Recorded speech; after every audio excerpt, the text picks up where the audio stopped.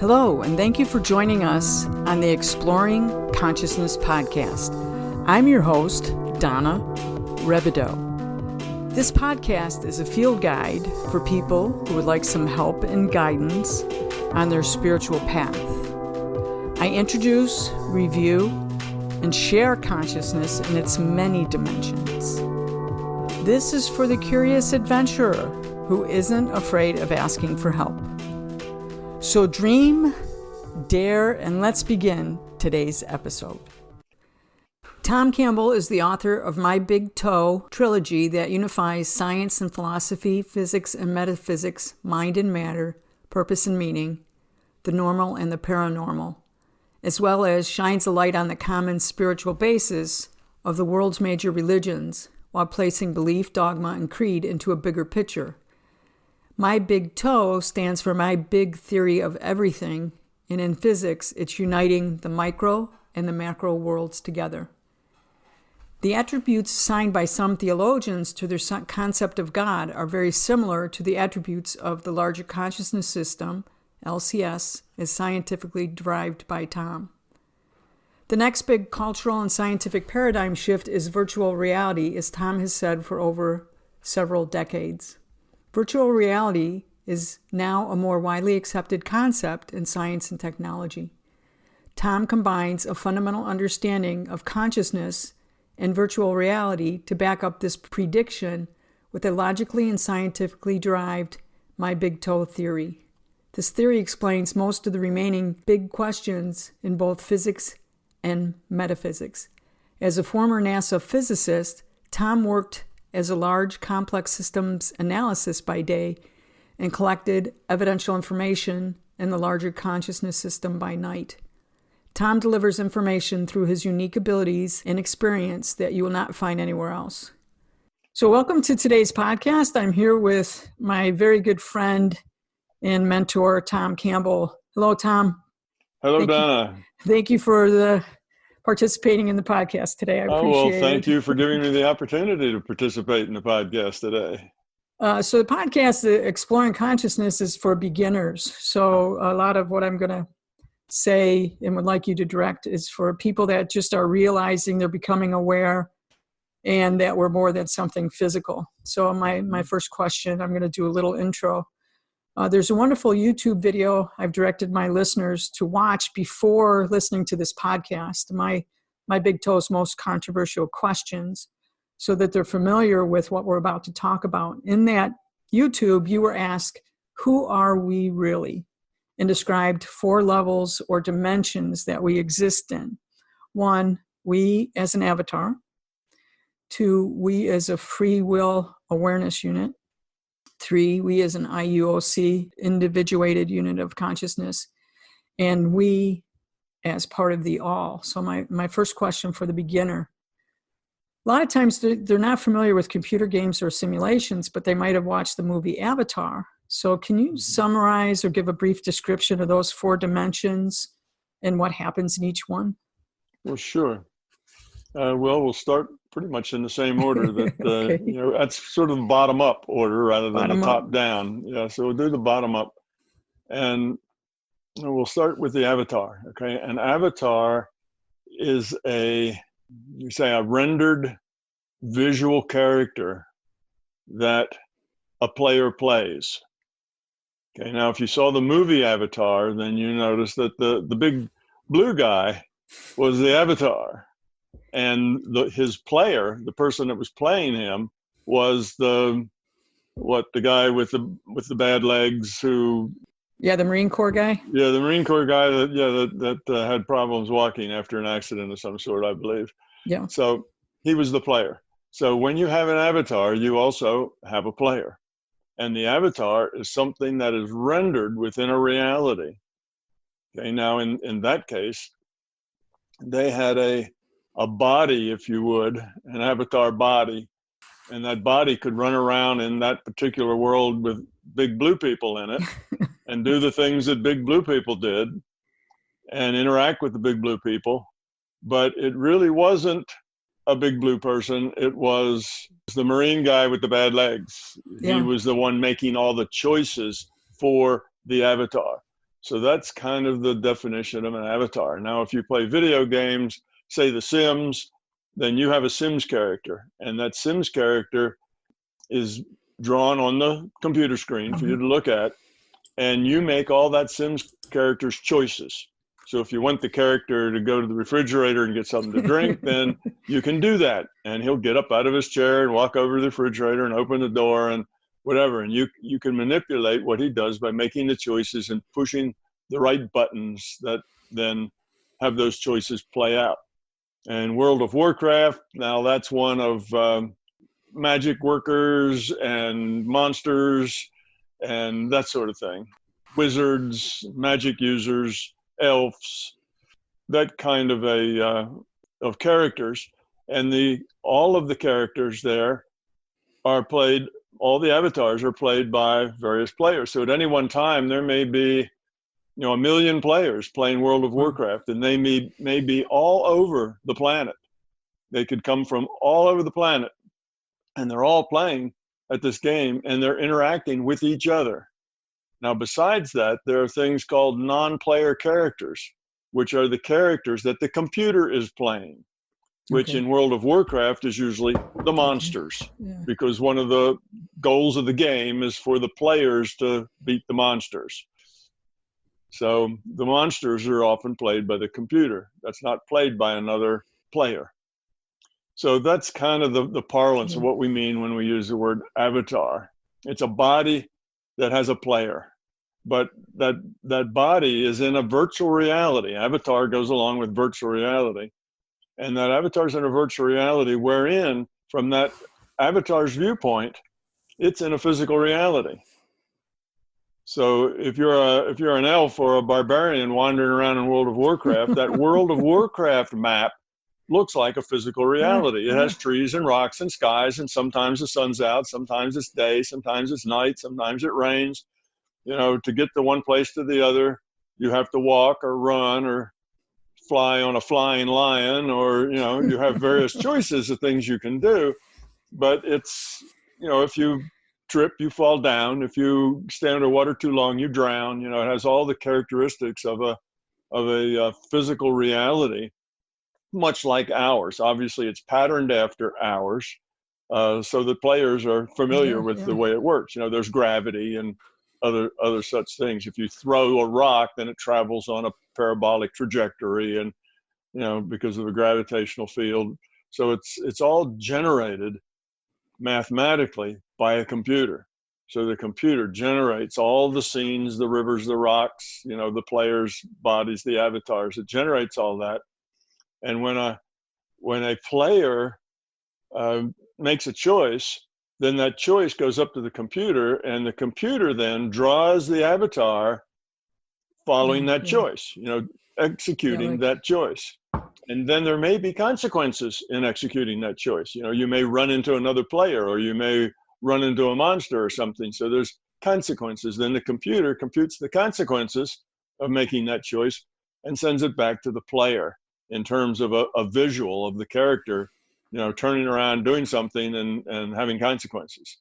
So that's the way virtual reality works. It has a player, it has avatars. The players make the choices.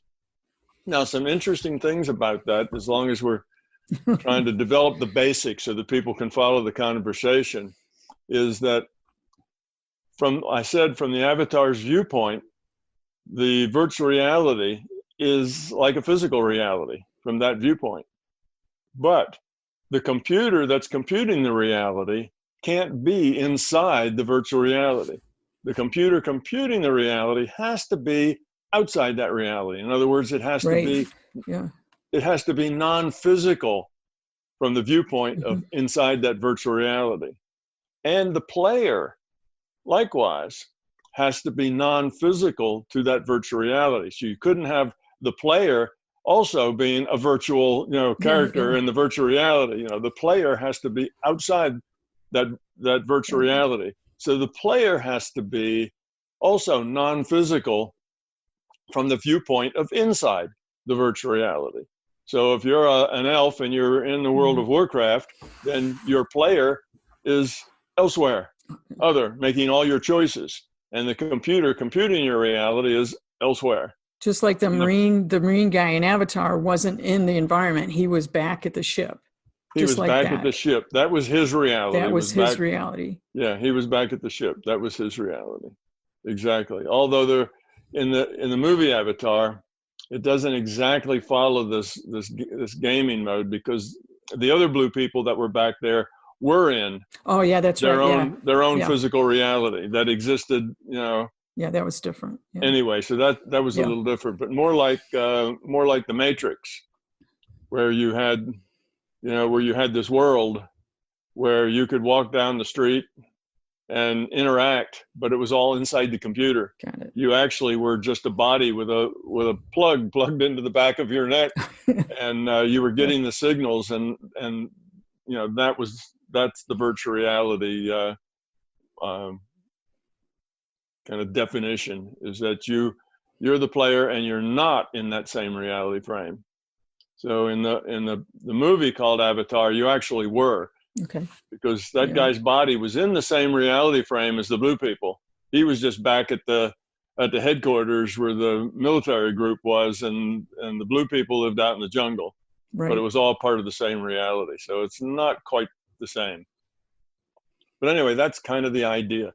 So if we have avatars and we have players, and from the avatar's viewpoint, the players in the computer are non-physical. Right, that kind of sets it up. So now we move up from the bottoms up. The next step up is this free will awareness unit. And that is what I'm describing as the player. Okay, that's a chunk of consciousness. Because after all, what the player does is make choices. That's all it does. It sees what's going on, see what the issues are. It has goals and things it's trying to do. Maybe it's beat the monster, or maybe it's, find money or something. And it takes chances, it makes choices to try to meet its goals. And that is the free will awareness unit. It's just a chunk of consciousness that makes free will choices. So it can choose what its avatar does within the constraints of the virtual reality. It can't make its avatar do anything. If you're a wizard in World of Warcraft, you can flap your arms, but you won't fly. Because that's not part of the rule set. Wizards don't fly. If you're a free will awareness unit, you may tell your avatar to flap its arms, but it won't fly unless the rule set of that virtual reality allows that to happen. So a virtual reality is defined by a rule set, and it's that rule set that the computer uses in order to compute that reality. Okay, so now the next step up was an individuated unit of consciousness. Okay, this individuated unit of consciousness is a little bigger chunk of consciousness than the free will awareness unit. Matter of fact, it's kind of the parent consciousness of the free will awareness unit. Yeah. That free will awareness unit is just a piece, a subset of this individuated unit of consciousness. And that's because the game we're playing here in this virtual reality is a game of growing up. Becoming love, getting rid of your fear. And that's not an easy game to win. That's not an easy game to level up in. It's a tough game, because the only way you can do it is by changing who you are, changing your viewpoint, changing your attitudes, changing you. And somebody changing themselves fundamentally is a lot harder to do than it is for us to talk about. It's a very difficult thing that takes a lot of time and effort. So the whole point here is that over time, you make choices as a free will awareness unit. You're making choices that will help you grow up, help you make better choices, help you get rid of fear, help you grow up to become love. So it takes a lot of playing this game. Well, your character's going to die before you can win this game, because the characters just don't last that long, and it's going to take you many, many, many game plays before you grow up. So you need another piece of consciousness that is the accumulator of all of these experiences. I call them experience packets. Right. So you have an experience packet, and you have another one, and you have another one. Well, the free will awareness unit is just the thing that has the experience. So now you need another thing that free will awareness unit is attached to that accumulates all those experiences and looks at all those experiences and decides what it needs to do next. where its problems are, what it has to learn, the kinds of things that needs to happen. So it's kind of the parent, if you will, the overview. Well, sometimes they call it oversoul, and then they call the free will awareness unit a soul, and then they call the individuated unit of consciousness the oversoul. There's all sorts of different terminology. I made up my own terminology because I didn't want people to come with a lot of emotional baggage based on names. Because if you use the word soul, now that sounds religious. My big toe is not religious, although it does probably, it's probably one of the bigger breakthroughs in theology, but it's not religious.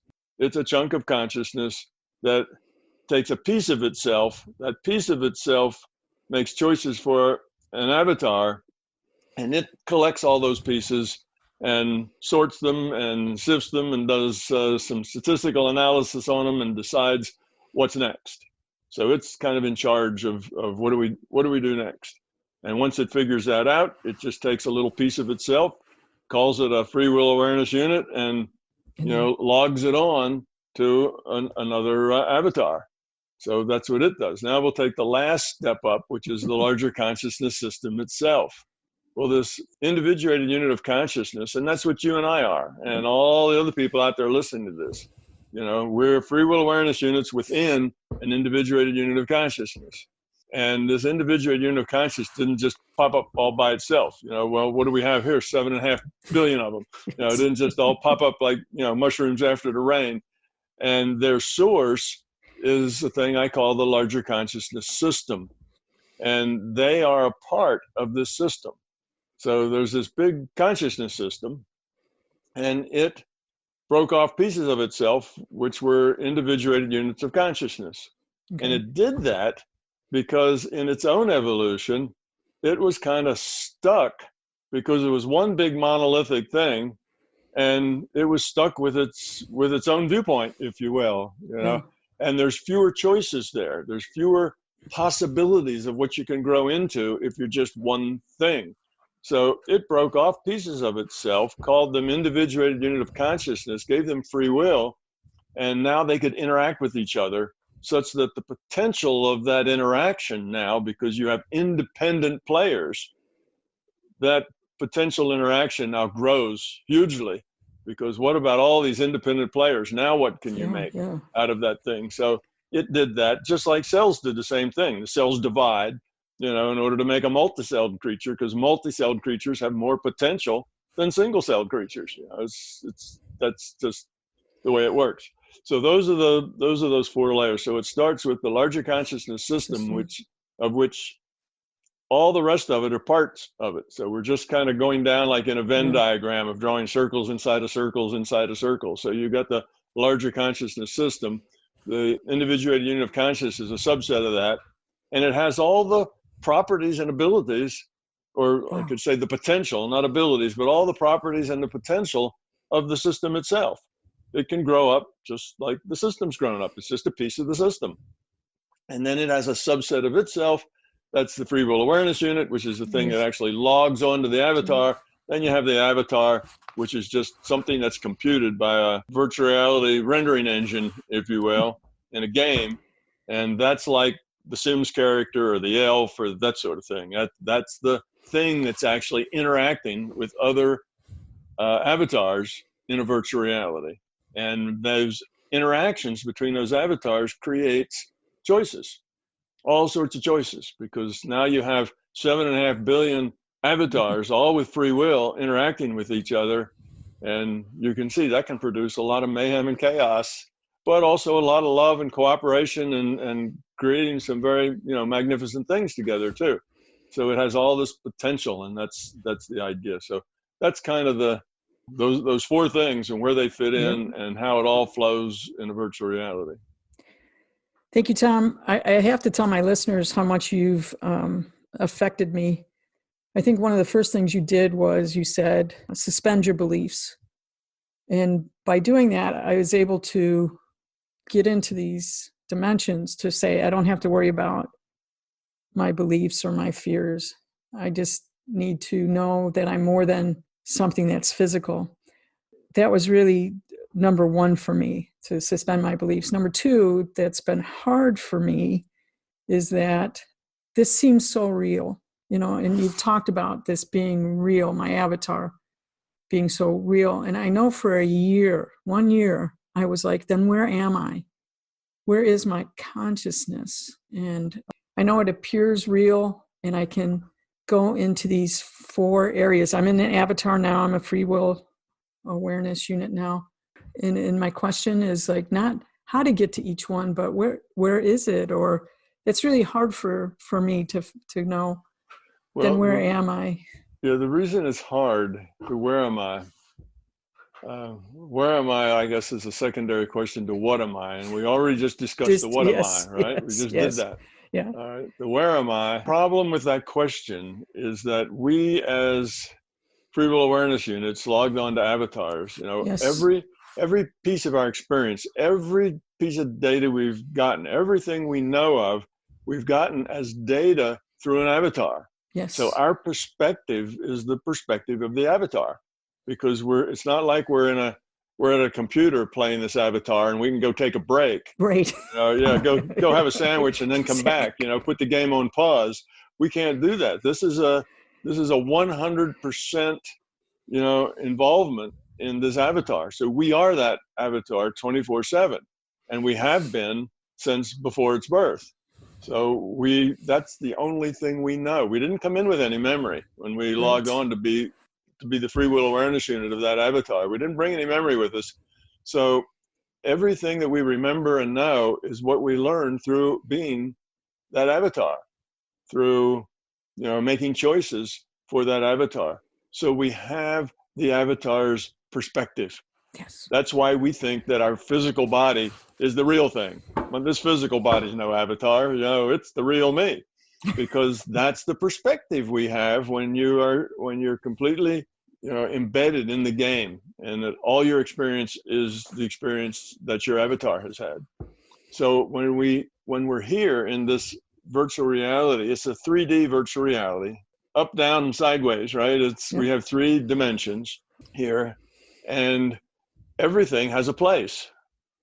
No 2 things shall occupy the same point of space, right? Newton's first law. So, everything has space, has a place to be in, and has its own place to be in. No 2 things can be in the same place. So that's our viewpoint of reality, because that's always known since we've been connected, logged on to this avatar. So we think in terms of place. Where is it? Well, because in our virtual reality, that's a good question. Oh, you live in Chicago. Where's Chicago? Where is that on the globe? Well, you get out a globe and you can find it. And there's only one place called Chicago, and it's a certain place. And anybody who wants to go to Chicago, all can look at a map and find out how to get there, because it's a unique place. Well, consciousness is not like that. Consciousness is not a 3-dimensional reality. So that larger consciousness system isn't living in a 3D reality or a 4D reality or any kind of dimension. There is no place. There is no distance. It's just about information. That larger consciousness system is an information system. Okay, now, if we think about information, we still tend to say, well, the information must be in different places. My information's here and your information's there. Well, that's again us trying to make consciousness like our virtual reality here in 3 dimensions. If we think about information, how much space does information take up? Well, if you think of information as, let's say, little transistors on a chip, then it does take up space. But now that's a physical representation. That's a representation of information in the virtual reality. But what about the information itself? You see, information isn't a transistor. That's just a medium in which we can put information. The transistor's not information. It's not information. The ink on the page is not information. The pages in the book is not information. The information is the meaning, the content. That's the information. So if we look at a book and we can say, well, there's a physical book and it's got physical pages, and it's got ink on paper and all those little ink smudges on the paper.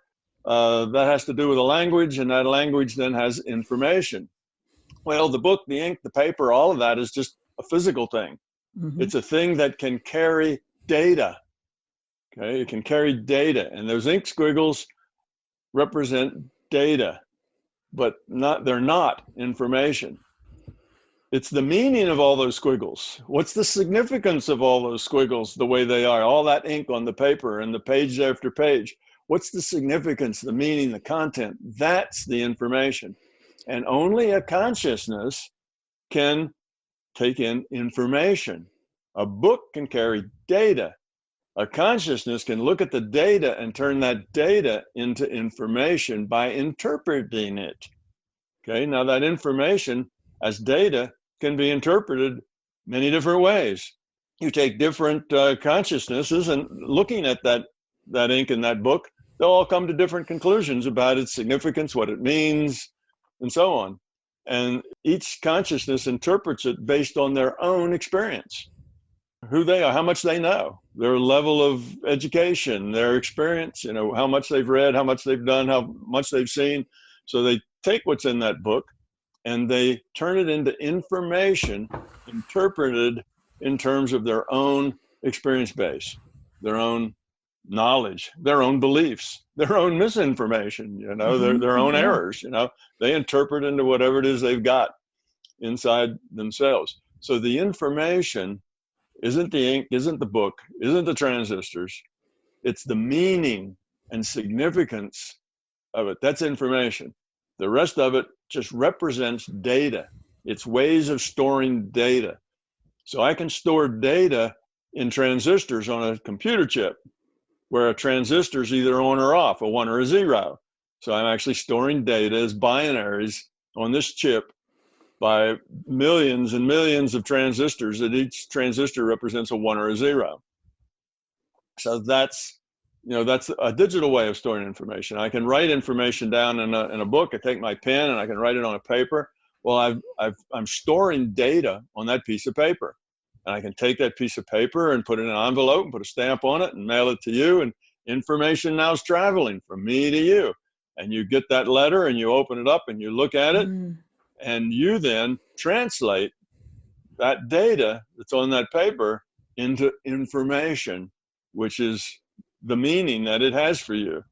And whether the meaning that you translate it into is exactly the meaning that I meant when I sent it to you, well, nobody knows that, so that's what makes communication so hard, is we're interpreted. So consciousness is just information. Information has no shape. Information doesn't weigh. Information is understanding, meaning, significance. How much information can you put in a bottle? Well, you see, there's no, how much does it weigh? Yeah. So it's not physical. Information is a non-physical thing. Data now can be physical.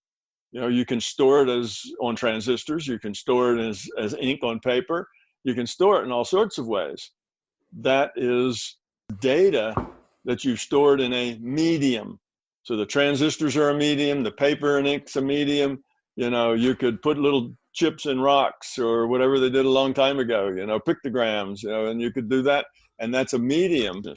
So there is no information there till a consciousness comes in and looks at the data and interprets it. You see, so data doesn't have a where. It doesn't have a place.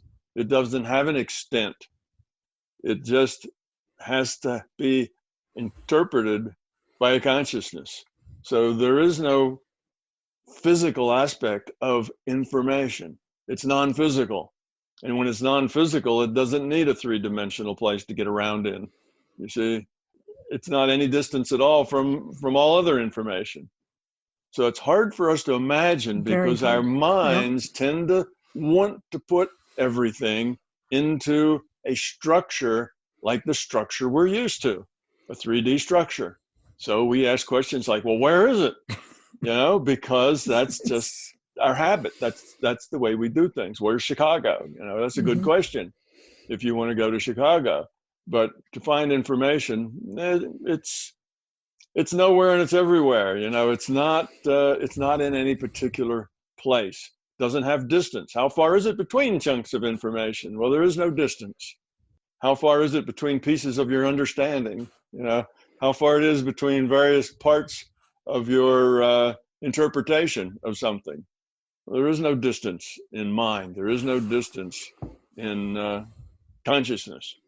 So consciousness exists. That's this larger consciousness system. It's just this information system that exists and is evolving toward becoming love, because that lowers its entropy and makes it able to live longer and better.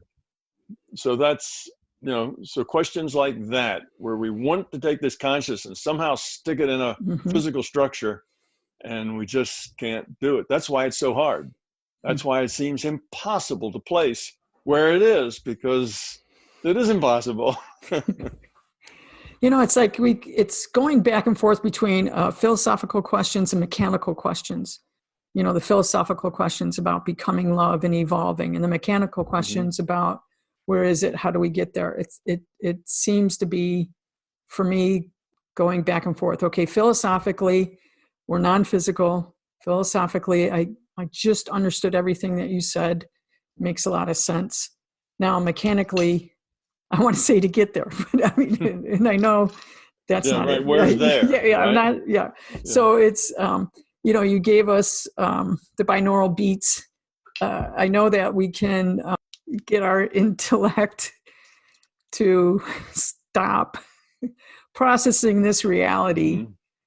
Well, okay. Can you talk about that for the beginner? Yeah. How do you get there? It's a mechanical thing that doesn't exist. Well, the thing is that we have to stop thinking in terms of doing, because our doing is space related. Our doing is related to this virtual reality we're in. It's got 3 dimensions. It's got a clock ticking, time's going by, and we have this world that we live in, and we do things in this world. And what we do next is at a later time than what we did before that. You see, it's just, so it's ordered by space and by time. That's the doing world. But in the world of being, it's not like that. It's just what you are. And in that being world, there really is no space. It's not a thing that you do. It's a thing that you are. So in that world of being is just you being aware of the content of your consciousness. All that stuff that you looked at and you interpreted and you tried to make sense out of it. And you are a consciousness. So the way we get to consciousness isn't by doing anything. Although we listen to binaural beats, that's something we do, but that doesn't really make it happen either. All that does is puts us in a state where it's easier for us to let go of processing physical data and doing, and get into a state where we just are, where we're just being. So that's the reason why when you talk about consciousness and you talk about other realities and so on, it's not a doing thing. It's a being thing. You get there because you are consciousness. That's how you can explore these realms, because you are consciousness. If you were just an avatar, well, you'd just be some calculations, on a hard drive someplace. You see, that's not something that actually can be. That's just an image that we look at that keeps track of who's where and what are they doing and consequences. But the consciousness is really the being behind that all. So the consciousness just is. So the whole thing enables us to do the paranormal things, the remote view, the healing, the getting data out of the databases, seeing auras, all these things that are generally, lumped under paranormal. Yeah. They're just natural attributes of consciousness.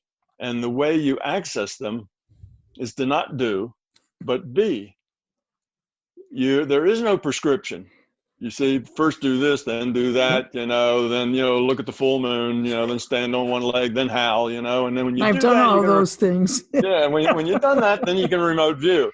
Well, it's not like that. There is no prescription to do them, because they are basically part of the attributes of being. They're non-physical. They're attributes of consciousness. It's data that's available within this information system. And it doesn't reside anywhere in particular. It's just available, you see.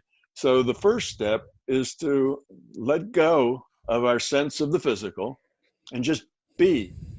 Just be. And that's the point of meditation.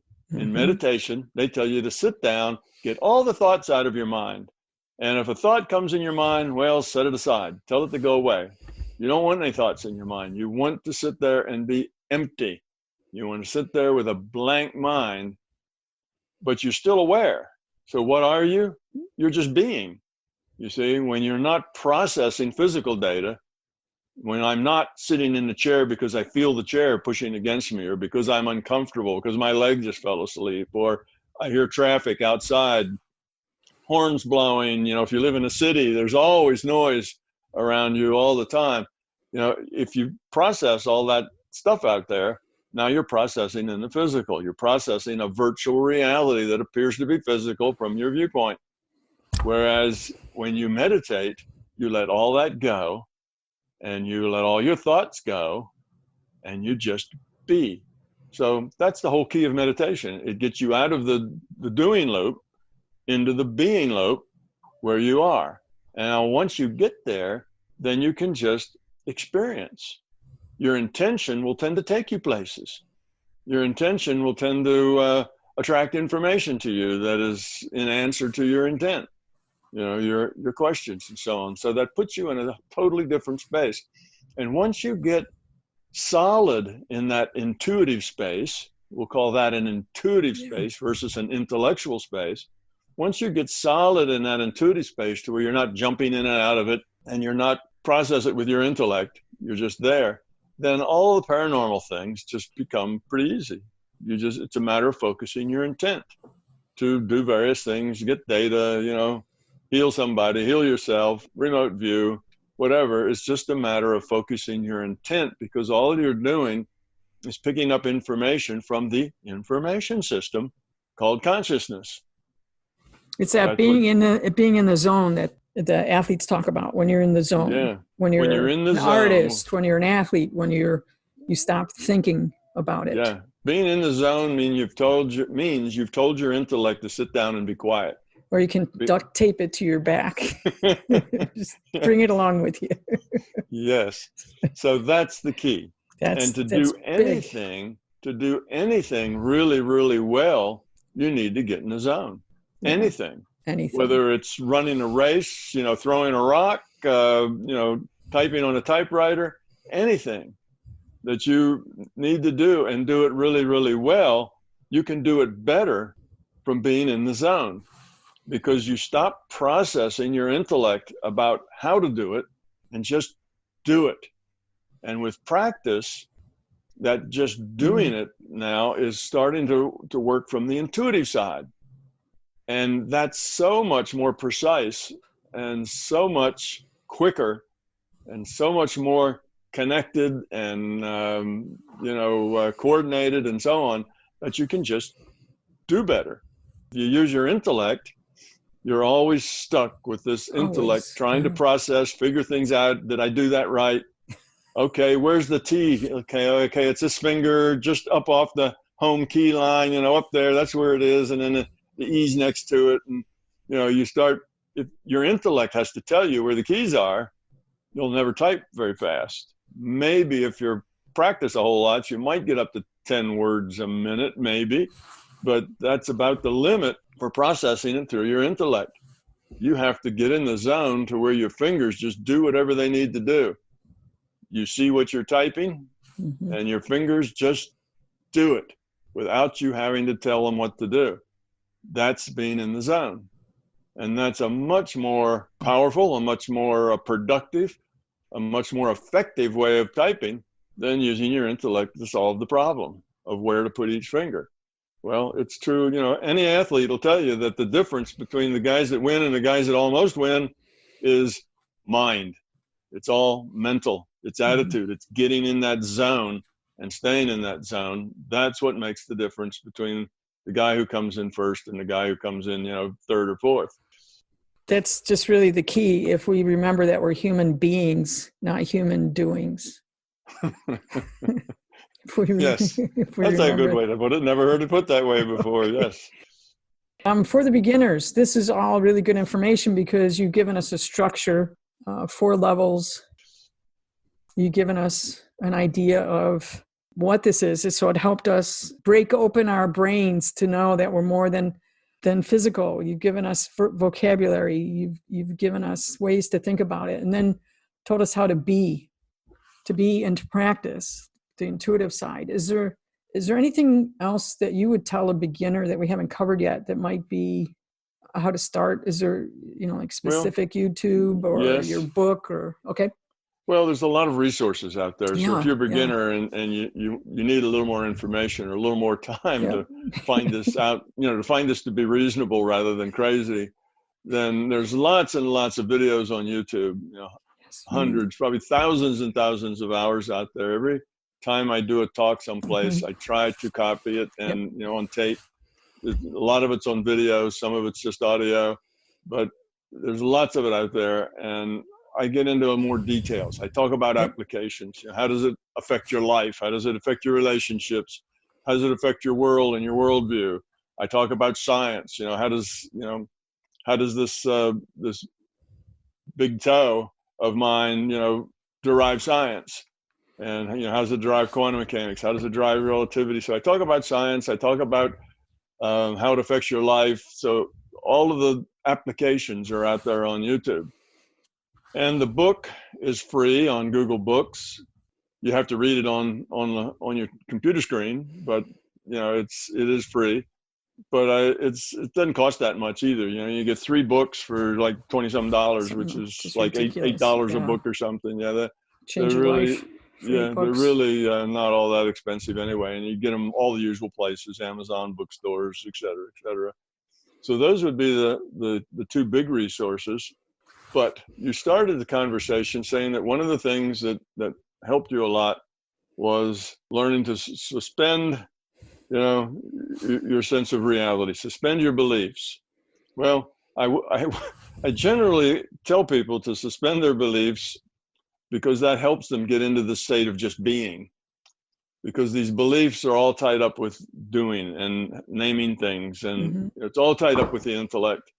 What I would prefer to have said, of course, was throw your beliefs away, not just suspend them. Take those beliefs and toss them out. Believe nothing. Stay skeptical of everything.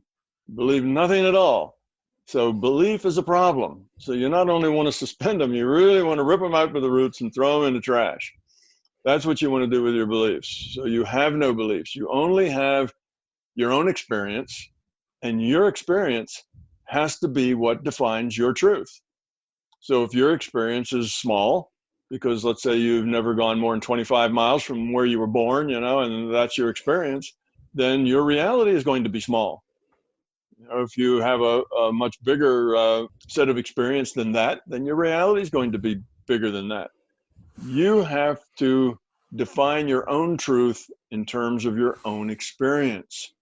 So don't get frustrated in the sense that, well, if you're a beginner and you say, well, I've never remote viewed, or I don't know how to heal anybody, and I can't do any of that stuff, I don't know whether I should believe it or not. That's a good place to be. That's exactly where you ought to be. You should be saying, and I don't know whether to believe it or not, because it's not in my experience. If it's not in your experience, it can't be your truth. And if you read it in a book or listen to me tell you about it or any other way, well, you're stuck. You can either believe it or disbelieve it.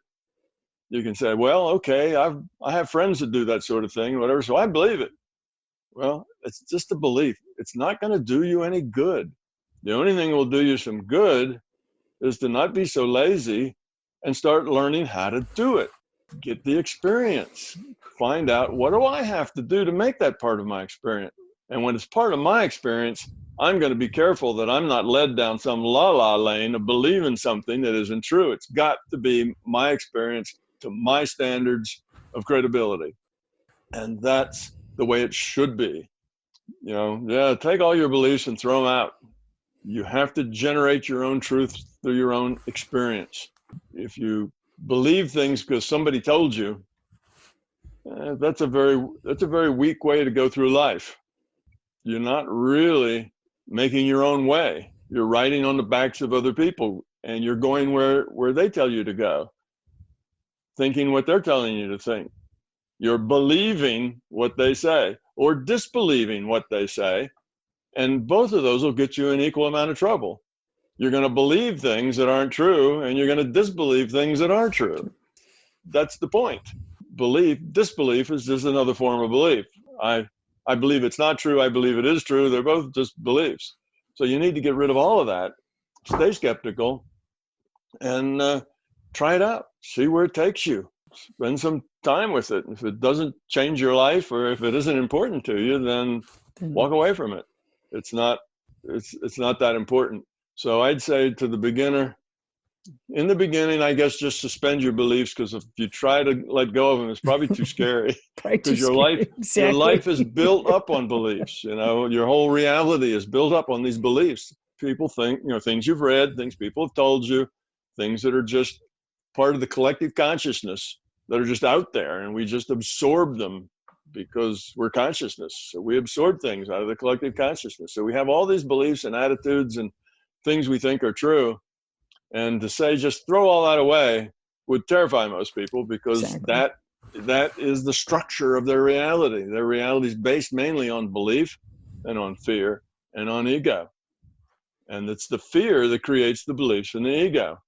You see, why do we believe things? Because we think it's important to know, but we don't have any experience. And we don't take the time to go find out for ourselves because we're busy. We don't have that kind of time to find out everything for ourselves. Well, you should just then remain skeptical and say, well, maybe not. I'll not believe it or disbelieve it. Maybe I'll make it a 50-50 or a 20-80 or whatever. Just give it some probability of being true or false and leave it alone until you get more experience. And if you never get any more experience, then you'll always have kind of an indeterminate attitude toward it. As you get more experience, you can shift those probabilities a little bit. Say, okay, I had it an 80-20, and now I've seen some things, or I've experienced some things that makes me think it's more real. So now I'm going to make it a 90-10 because I've had some experience, but not necessarily enough to push it over the line to where I'm going to make it a 99.999 yet. So very few things in our life should be ones or zeros. They should be, a zero being a total disbelief, probability of zero of being true, and the other is a one. It's absolutely, certainly true and always true. Very few things should be ones and zeros. Most of our life should be somewhere in between. We live our life based on how we assess the probabilities rather than on being sure about what the truth is. So we have to give up this concept of the truth is, a particular way. And if I don't know what that is, then I'm kind of stuck. I can't act because I don't know the right answer. I have to guess or something. But if we throw that out and say, well, I live life, what I say, you have to live gracefully with uncertainty. If you can do that, well, that takes courage because you don't necessarily know a lot of things. So you're often doing things and you don't really know where that's going to take you. I read this book and, it might change my life, might not, I meet these people and I interact with them and I hang out with them, and that could change who I become, particularly if I'm like 17 years old. It might make a big difference where I end up. And you don't know where life's taking you. But if you always are skeptical and you're always open-minded, then you will get to where you want to go eventually if you just keep trying. Keep trying to understand and take in more and more information as you go. So if you're a beginner, first thing to do would be try to find all those beliefs. What is it about your world that you believe? Well, you probably believe that the world is entirely physical, and that if it's not physical, it's not real. Like daydreams aren't real and night dreams aren't real. The real things are the physical things, and everything else is not real. Well, that's a belief. You see, if you're a character in a virtual reality and you're this elf, you believe that virtual reality is real, and anything else outside of that's not real. Yet the very source that computes that And the very consciousness that's making the choices has to be outside, has to be non-physical. Yep. So this idea that only physical things are real, well, then if that's the case, this couldn't possibly be a virtual reality.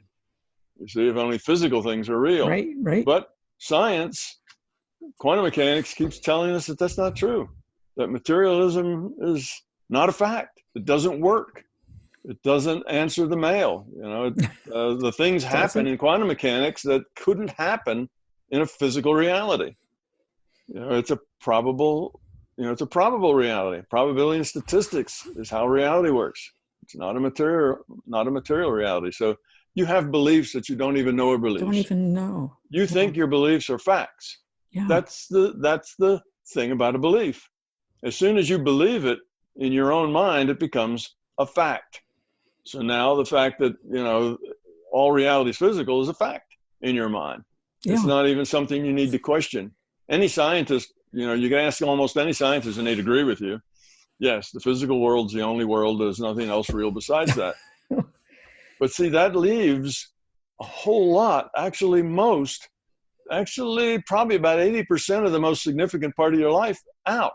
Absolutely. So where's this other 80% of your life? Where's the love? Where's the caring? Well, even where's the anguish? Where's all of these things that are not objective? The physical world is an objective world, but most of our life that is important to us is subjective. And all the choices we make and all the consequences we create out of that subjective world.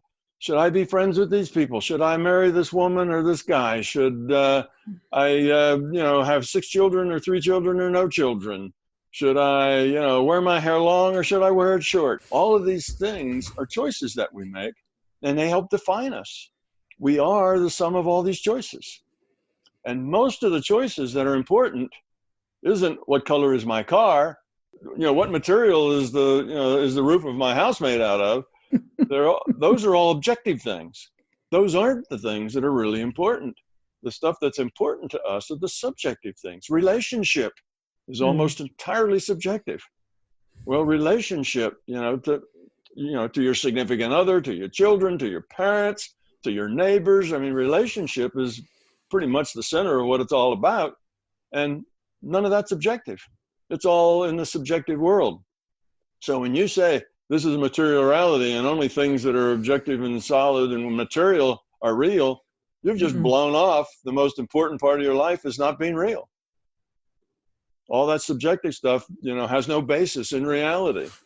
Well, that's not true. That's the important stuff. That's why we're here. That's the stuff that makes your choices and gives you the feedback and the consequences. So the stuff that's non-physical is the important stuff.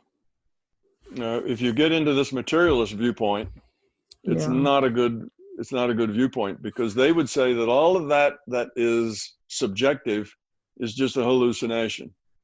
So 90% of your world and almost everything that's significant and meaning to you is just a hallucination. Wow. Doesn't mean a thing. It's all irrelevant. Forget about it. It's no consequence, not consequential. Well, we know that's not true. It's not true. It's the physical stuff that is really like the props on the stage. We're like the actors. The actors are important. And the storyline that the actors are playing out, that's important. But the props on the stage, well, they're nice. They set the scene. I mean, they're part of it. Yeah, we need a physical reality, this virtual reality to live in, because it sets constraints and gives us rules and so on. That's nice. Yeah. But that's not really the crux of what's going on here. And that's not really what's important. It's necessary to give us context to our interactions, but it's not fundamental.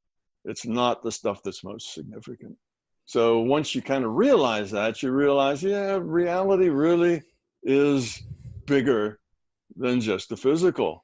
And that you realize I'm consciousness. Consciousness is an information system. Information isn't physical.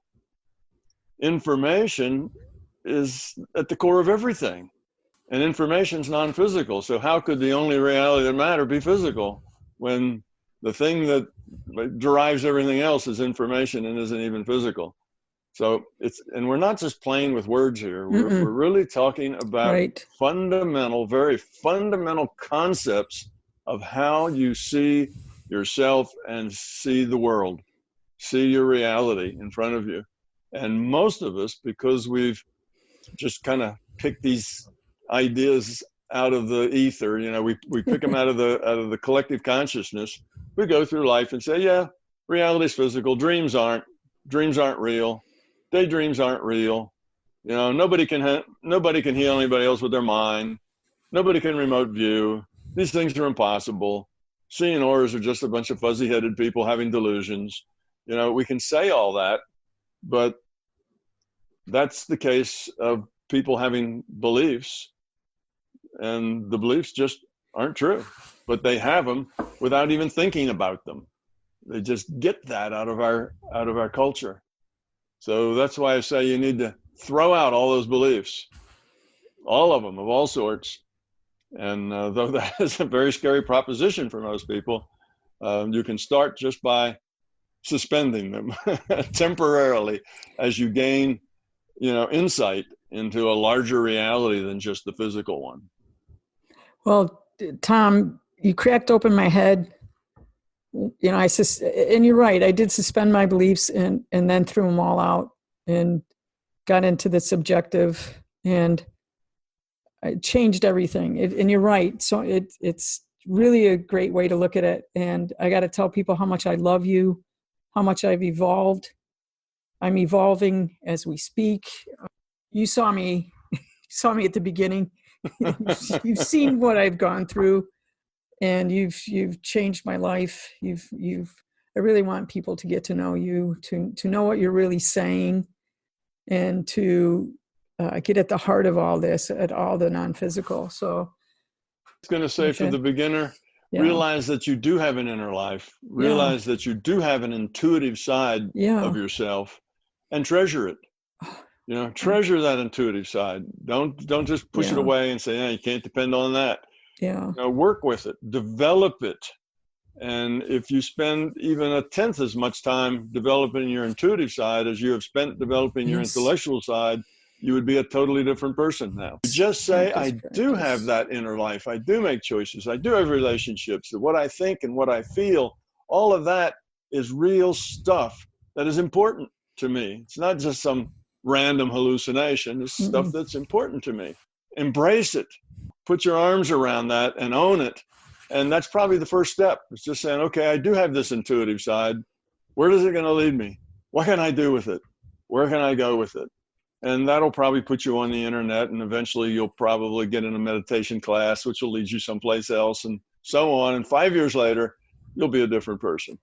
Yeah, remember how at the intensive I talked about how we were programmed into not feeling. And I actually had a feeling, and you told me, you looked at me and said, it's just the beginning. And it opened up a whole world of feelings and intuition. And I want people to really understand that, to really embrace, like you said, embrace that, because embrace it. Yeah, we've got this idea that feelings are the enemy. What feelings the are heck? Undependable. Feelings will lead you down the primrose path to destruction. You need to get rid of those feelings and just use your brain. Take charge. Do it right. Not true. Don't let your feelings, drag you into things you regret later. So we have this very negative attitude toward the intuitive side and toward the feeling side. The total richness of our life is in the feelings, and when we discount the feelings, we live in a very sterile, not very much fun, not very rewarding. We don't go, wow, it's great to be alive. We don't feel that way. It's like, oh, it's another day. Yeah, once you live out of your intellect, you're in the sterile space. No more. Yeah, I cry, I hug, yeah, you even go flying, I think. I go flying because I really do. I open up control centers where feelings are, and I just think it's the most wonderful thing I've ever had. Right. And I appreciate you cracking that open for me. And I guess the last thing then would be that, okay, you have all these feelings and you let them go and you have them. But again, you have to stay skeptical. Okay. And the person you have to stay most skeptical of is yourself. So have all the feelings. Let the intuition take you wherever it can take you. Develop that side of you, but you need to stay just as skeptical of all of that and everything that happens there as you are skeptical of anything else. It's not a matter of just having a feeling. It's a matter of saying, how is that feeling useful? Correct. What can I do with that feeling? Yes. How does that feeling help me grow? How does it build a better me? You see? And if it doesn't, if that feeling is dragging you into some other place, well, realize that and say, I don't want to go there. I'm not going to go to that place. I'm not going to encourage those kinds of feelings because they take me a place I don't want to go. Let those fly. You're right, because it's like teaching the children about the difference between a good touch and a bad touch. There's touch. The same thing with the feeling. Just because you have them, you're right. It's good to break it open, but there's a point where you can tell someone, hey, stop kissing me. That's not right. That's not a good thing. Those are really, really important thoughts and parameters. Yeah, well, we do that in the intellectual space. Yeah. We get into the intellectual spaces and we say, oh, that's not a good way to go. I don't want to go into nihilism because even though that's an intellectual thing, there's nothing in there very attractive. Everybody that's a nihilist is depressed. It's very depressed. You have to be depressed if you're a nihilist. There's no other choice. So, we do that. We look at things in that side and we choose. And well, rather than just throw the baby out with the bathwater on the feeling side and say, well, you can't trust those feelings, throw them all away. We just have to grow ourselves, grow up. our ability to distinguish and to compare and so on in the feeling space, just like we do in the intellectual space. So it's not that, forget everything, anybody ever told you, just go feel your life. And that's I could do that. That's not the way to success. But to not feel your life at all is not your way to success either. You need to be balanced. Yes. You need to have both. You need to have a sound, rational component, and you need to have a sound feeling component. And you need to know good feelings from bad feelings. And the only way you know them is to experience them. To have them. To have them, deal with them, see where they take you. And eventually you'll become as mature and grown up on the feeling side as you are over on the intellectual side. And you'll find that intuitive space has a lot of other parts of reality to it. It's not just limited to the physical side, whereas that intellectual space is pretty well limited to the physical side because it's limited to language. Our intellect speaks in terms of language. Language was developed to describe the physical. So when you're thinking intellectually, you're thinking in language, and language, gives you a lot of freedom, but it also, there's things that language can't explain. There's things that language doesn't describe. Language is about the physical reality. It was developed, it was made, it was created. We've created it to explain the physical world to each other. But when we get over to the feeling and intuitive side, we don't have many words for that. Yeah, I had this feeling, but I can't explain it to you. You see, we're kind of left in a space with very few words and very few explanations, and that's because it's not an intellectual space. When you take the intuitive side and try to slice it and dice it down into little chunks of intellectual content, it all falls apart. That's not what it's about. It's a more holistic, a more intuitive space, not a space that is naturally reducible to its logical bits. That says words are thieves, and they're thieves. They can't do it. No, they don't. So there's a lot of reality that really you don't have words for. Yep. But you have to live it, not ignore it. Yep. And eventually, with time, it's not so much that the words are important, but you do understand those feelings and you know what they're connected to, and you know where they'll take you and where they won't take you and how you can use them. And you suddenly become literate and aware in the intuitive side, just like you become literate and aware over on the physical side, on the intellectual side. So you need to become literate and aware in the intuitive side as well. And when you do, you'll find that all these paranormal things are just perfectly normal. They're not para anything. They're just part of being conscious and being aware in the intuitive side of a person. So we in the West are very unbalanced. We've got this, we spend all of our life honing our intellectual side and denying that we even have an intuitive side. So we're super out of balance, and we need to get that more in balance. Now, we don't want to be all intuitive side, no intellect either. Right. That's just as out of balance and just as dysfunctional. You need to be extremely right-brained and extremely left-brained both at the same time. You need to really develop both sides of you, and now you're a whole person, and your reality is so much bigger because the intellectual side can only take you so far. The side takes you the rest of the way. And beginners need to know that, how much bigger it is. And I love what you talk about, the big picture. We're not, like you said, if you only live and don't go 25 miles outside of your radius. And what we're doing here is we're just ripping it open. Yeah. And when you do that, you do have to come with balance. And I love that. Absolutely. You come with balance, and you come with skepticism. Come with skepticism. Exactly. Open and skeptic. Yeah. Everything's balanced. Has to prove itself to you through your own experience. My experience. So even though, Tom, you're my mentor and my guide, and I appreciate that. And I love that you say, but it has to be Donna's experience. It has to be. That's why I'm part of the larger consciousness system. Why the larger consciousness system created me, Donna, to have a Donna experience, not me, Donna, to have Tom's experience. Absolutely. Absolutely. I love that. Yeah. Yes, that's absolutely necessary. So you see, I don't have anything to sell. I'm not trying to convince anybody of anything. I just have something to give. Yes. Which is a different way of seeing reality. But it's not selling anything. It's not, well, you need to believe these things, and you need to go this, and you need to do this kind of meditation, and then you need to learn it. It's not about that. There's nothing to sell. There's just something to give.